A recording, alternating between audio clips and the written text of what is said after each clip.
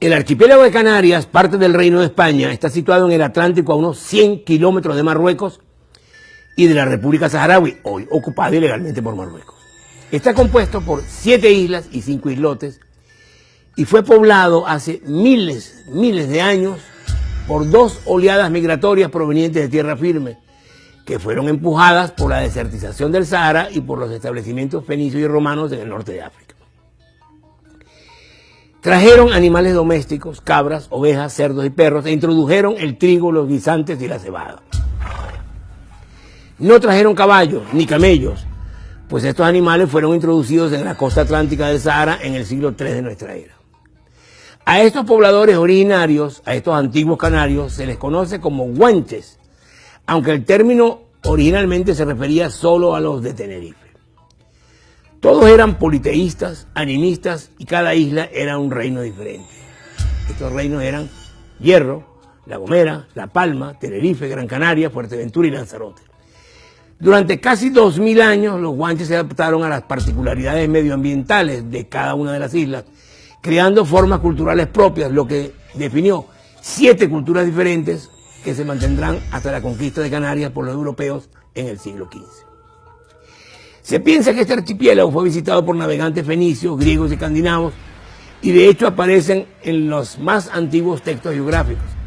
Se considera que lo que llamó la atención europea sobre las Canarias fue en el siglo XII la crónica del famoso geógrafo árabe Al-Idrisi sobre una calle de Lisboa llamada de los aventureros del Mar Tenebroso o de los equivocados, que relata la historia de 8 primos que en el siglo X, en el 900 y algo, decidieron navegar para conocer los confines y las maravillas de la mar. A bordo de una nave bien equipada, llegaron a las Azores, a Madeira y finalmente a Canarias, donde fueron abordados por barcos rápidos, capturados y llevados ante un rey. Los pobladores de la isla eran, según ellos, altos y rubios, las mujeres hermosas. Después de un tiempo, los 8 primos fueron llevados al continente y abandonados en una playa del Sahara. El relato de Al-Idrisi influyó en las travesías de los europeos hacia Canarias. En efecto, en el siglo XIV se produce el redescubrimiento de las islas, sucediéndose numerosas visitas de mallorquines, portugueses y genoveses. Era la llamada expansión europea por el Atlántico, que tendrá su punto máximo con la llegada de Colón a América. Los avances en materia de navegación facilitaron los viajes a Canarias, cuya principal motivación fue, al principio, una escala practicable en el camino hacia el oro del África Central. En este contexto, el navegante genovés Lancelot Malocello desembarcó en Lanzarote en 1312 y el vasco Martín Ruiz de Avendaño en 1377. Los mallorquines establecieron una misión en las islas, el obispado de Teide, que permaneció vigente desde 1350 hasta 1400.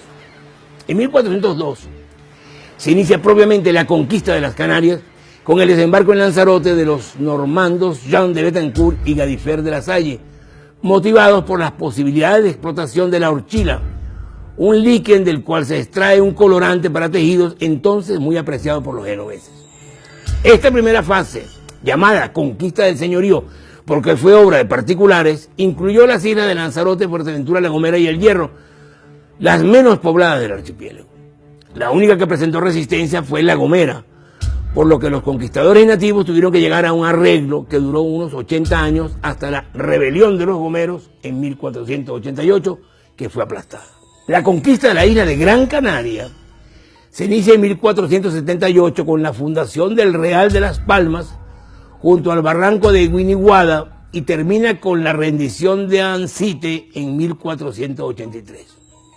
Alonso Fernández Lugo, que había luchado en Gran Canaria, obtuvo el derecho de conquista de La Palma y Tenerife. La invasión de La Palma se inició en 1492, año del descubrimiento de América, y finaliza en 1493 con el engaño y captura del jefe indígena Tarauzú. Tenerife fue la última en ser conquistada.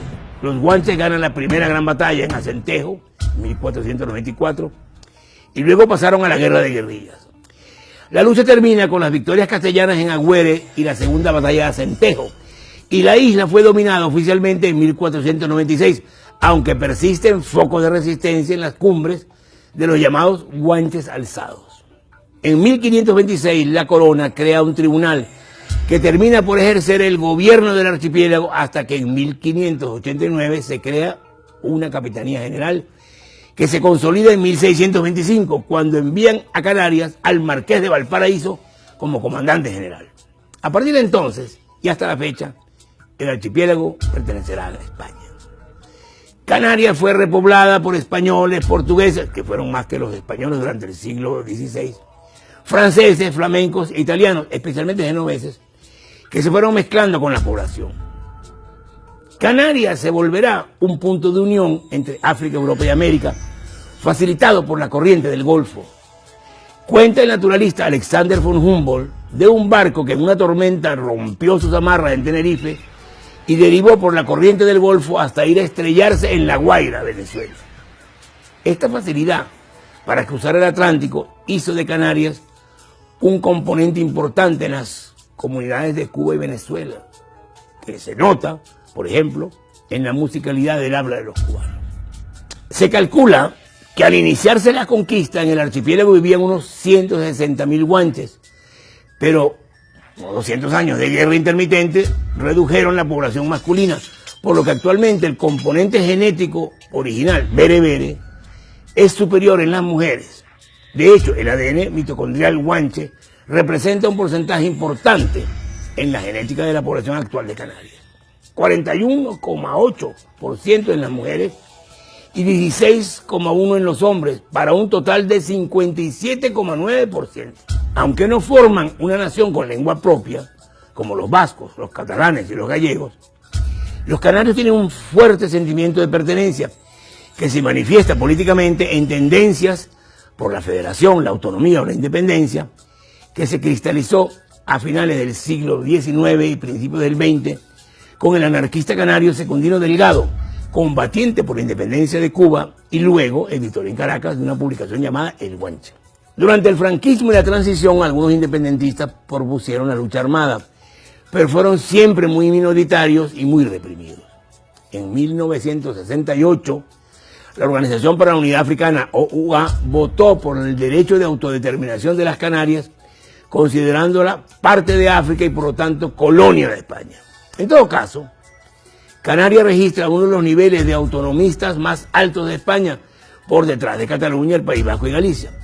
En la actualidad, Canarias es un destino preferido por los turistas del norte de Europa. Larga ha sido la jornada del pueblo canario, de los guanches, a través de los últimos 600 años. ¿Qué les depara el futuro? Ese es hoy, en el Atlántico, uno de los grandes misterios de la historia.